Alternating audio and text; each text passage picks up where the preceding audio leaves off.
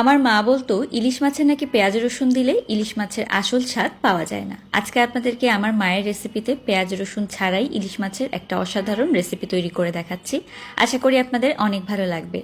তো এখানে আমি মিডিয়াম সাইজের একটা ইলিশ মাছ নিয়েছি। তো ইলিশ মাছের মাথা সহ পুরাটাই আমি নিয়ে নিয়েছি। আর এই রেসিপিটা পুরাটা ইলিশ দিয়ে করলেই খেতে ভালো লাগে।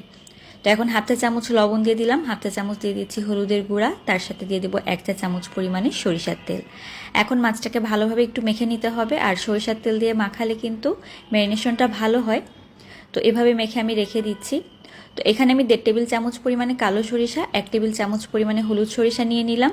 এখন দিয়ে দিব 4টা কাঁচামরিচ, তার সাথে হাফ চা চামচ পরিমাণে লবণ।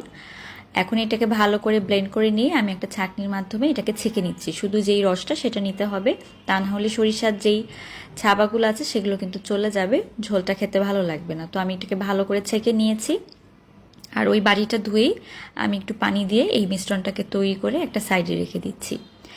এখন আমি একটা বাটির মধ্যে নিয়ে নিচ্ছি 1 চা চামচ পরিমাণে হলুদের গুঁড়া, তার সাথে হাফ চামচের মতো লবণ দিয়ে দিব, হাফ চামচের মতো ধনিয়ার গুঁড়া, হাফ চামচের মতো জিরার গুঁড়া, 1 চা চামচ পরিমাণ দিয়ে দিচ্ছি এখানে শুকনা মরিচের গুঁড়া, আর তার সাথে দিয়ে দিব পানি। তো পানি এখানে প্রায় 3 টেবিল চামচের মতো লেগেছে। তো পানি দিয়ে ভালোভাবে এটাকে মিশিয়ে খুব সুন্দর করে একটা মিশ্রণ তৈরি করে আমি রেডি করে নিচ্ছি। তো মিশ্রণটা তৈরি হয়ে গিয়েছে। এখন যে ইলিশ মাছগুলোকে মেখে রেখেছিলাম সামান্য সরিষার তেলের মধ্যে ইলিশ মাছগুলোকে ভেজে নিতে হবে। তো বেশিক্ষণ ভাজার দরকার নেই, ওই প্রতি পাশ 2 মিনিট করে ভেজে নিলেই হবে। তো এরকম হালকা ভাজা হয়ে গেলে আমি মাছটাকে তুলে নিচ্ছি। এখন ওই তেলের মধ্যে আমি আরও খানিকটা সরিষার তেল দিয়ে দিচ্ছি। আর সরিষার তেল দেওয়ার পরে ওই যে মশলার মিশ্রণটা রেডি করে রেখেছিলাম সেটা দিয়ে দিব।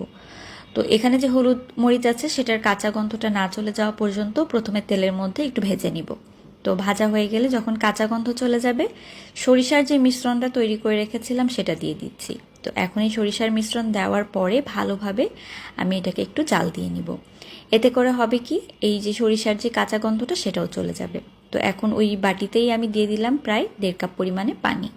তো পানি দেওয়ার পরে এখানে আমি 4টা কাঁচামরিচ মাঝখান থেকে চিড়ে রেখেছিলাম সেটা দিয়ে দিয়েছি।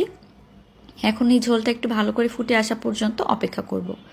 ঝোলটা মোটামুটি ভালোভাবে ফুটে গেলে এখানে আমি দিয়ে দিচ্ছি ভেজে রাখা ইলিশ মাছগুলো। তো ভেজে রাখা ইলিশ মাছ দিয়ে এখন চুলার জালটা মিডিয়ামে রেখে ঢাকনা না দিয়ে মাছটাকে সেদ্ধ করে নিতে হবে বা রান্না করে নিতে হবে। দেখতে পাচ্ছেন কত চমৎকার একটা রং চলে এসেছে। এখন আমি মাছগুলোকে একটু এপিট ওপিট করে উল্টে দিচ্ছি। আর মাছগুলোকে উল্টে দিয়ে এখন চুলার জালটা মিডিয়াম লোতে রেখে মাছের ভিতরে ঝোলটা ভালোভাবে ঢুকে যাওয়া পর্যন্ত অপেক্ষা করব। তারপরে যখন ঝোলটা শুকিয়ে আসবে দেখবেন উপরের দিকে তেলটা এরকম করে ভাসতে শুরু করেছে। তো উপরের দিকে তেলটা ভেসে উঠলেই কিন্তু মজাদার ইলিশের তেল ঝাল রেডি। আশা করি আজকের এই রেসিপি আপনাদের অনেক ভালো লেগেছে। ভালো লাগলে লাইক কমেন্ট শেয়ার করতে ভুলবেন না। ভালো থাকবেন। আল্লাহ হাফেজ।